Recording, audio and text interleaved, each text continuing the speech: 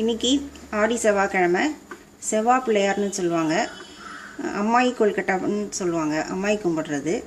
அதுக்கு வந்து எப்படி கொழுக்கட்டை பண்ணி சாமி கும்பிட்றதுன்னு, அதுக்கு தேவையான பொருட்கள்லாம் என்ன, எப்படி கொழுக்கட்டை செய்கிறதுன்னு சொல்ல போகிறேன். பச்சரிசி நல்லா 1 மணி நேரம் ஊற வச்சிடணும். ஊற வச்சுட்டு மிஷினில் கொடுத்து தண்ணியை நல்லா வடிச்சிட்டு ஈர அரிசியை மிஷினில் நைஸாக அரைச்சிட்டு வந்துடணும். இந்த டம்ளரில் 2 டம்ளர் எடுத்து வச்சுருக்கேன். உப்பு போடாமல் தான் இந்த கொழுக்கட்டை செய்யணும். நிறைய தேங்காய் துருவல் போடணும். ஒரு 3/4 டம்ளர், 2 டம்ளர் அரிசி மாவுக்கு 3/4 டம்ளர் தேங்காய் துருவல் எடுத்து வச்சுருக்கேன். இது ரெண்டுத்தையும் நல்லா லேசாக தண்ணி விட்டு பிசைஞ்சு உருண்டையாக உருட்டி கொழுக்கட்டை பண்ண போகிறேன்.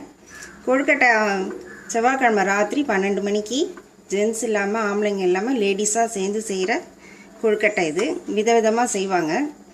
விளக்கு மாதிரி, பாடை மாதிரி நீள நீளமாக உருட்டி. ஆனால் அந்த மாதிரி சாமி கும்பிடும்போது மட்டும்தான் செய்யணும். நாம் உருண்டையாக உருட்டி இப்போ செய்ய போகிறோம். இந்த செவ்வாய் பிள்ளையார் கும்பிட்றதுக்கு செவி வழி கதை ஒன்று இருக்குது. நல்லத்தங்கால் கதையை சொல்லிட்டு தான் ராத்திரி 12 மணிக்கு இந்த பூஜையை பண்ணுவாங்க. நல்லத்தங்கால் வந்து அன்னி கொடுமையினால் கிணத்துல விழுந்து தன்னோட 7 குழந்தைங்களோடு சேர்ந்து தற்கொலை பண்ணிக்குவான். அதுக்கப்புறம் அவளை தெய்வமாக குடும்பத்தில் சில வழியாக குடும்பத்தில் வந்து சாமி கும்பிடுவாங்க. கனவுல வந்து சொல்லிட்டு போனதுனால உப்பு இல்லாமல் கொழுக்கட்டை படைச்சி சாமி கும்பிட்டா குடும்பத்தில் வறுமை நீங்கும் அப்படின்னு ஐதீகம். செவ்வாய்க்கிழமை, ஆடி மாதம் செவ்வாய்க்கிழமை, தை மாதம் செவ்வாய்க்கிழமை, மாசி மாதம் செவ்வாய்க்கிழமை இந்த பூஜையை பண்ணி லேடிஸாக மட்டும் இந்த பூஜையை பண்ணி இந்த கொழுக்கட்டையை பண்ணி சாப்பிடுவாங்க. இப்போ அந்த கொழுக்கட்டை எப்படி பண்ணுறதுன்னு பார்க்கலாம். இப்போ கொழுக்கட்டை பண்ணணும். ஈர அரிசி மாவு 2 டம்ளர் எடுத்திருக்கேன். இப்போ அந்த தேங்காயை போடலாம். இப்போது தேங்காய் துருவல்,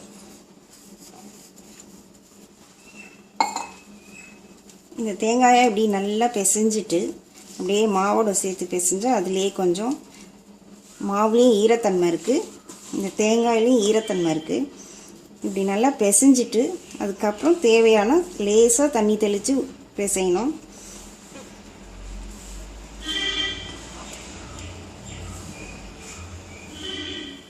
லேசாக ஒரு கை மட்டும் தெளிச்சுக்கிறேன். ரொம்ப தண்ணி ஊற்றிட்டா கொல கொலன்னு ஆகிடும், இலக ஆரம்பிச்சிடும், உருட்டை வராது. கொஞ்சம் கொஞ்சமாக இப்போ மாவை கெட்டியமாக நல்லா பிசைஞ்சிக்கிட்டேன். இதை சின்ன சின்ன உருண்டையாக உருட்டி இட்லி பானையில் ஆவியில் வேக வைப்போம். ஒரு 15 நிமிஷம் வைப்போம், வெந்துடும். இதை எல்லார் குடும்பத்துலேயும் செய்ய மாட்டாங்க.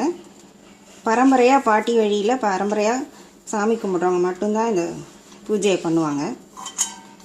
அக்கம் பக்கத்தில் உள்ளவங்கெல்லாம், பழக்கம் இல்லாதவங்களாம் இந்த பூஜையில் கலந்துக்குவாங்க.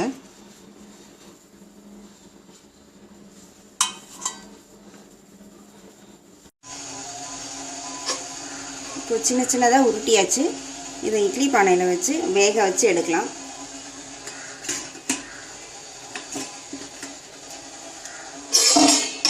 பத்துலேருந்து 15 நிமிஷம் ஆகும் இது வேகிறதுக்கு. இப்போ கொழுக்கட்டை வெந்துருச்சு, இதை எடுத்துடலாம்.